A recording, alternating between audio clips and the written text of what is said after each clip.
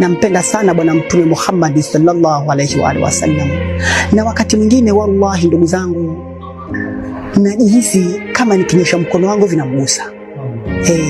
Nimefikia mahali hapo, na najihisi wakati wowote ule kama naweza nikasikia sauti yake.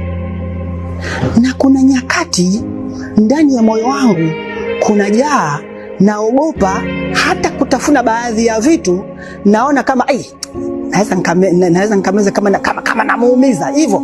Fikra za namna hiyo zinakuja, na mpaka nafika mahali nasema mimi siku yoyote nitakapoanza dharau ya kuacha kumsalia bwana Mtume, nahisi hata maisha yangu yata collapse.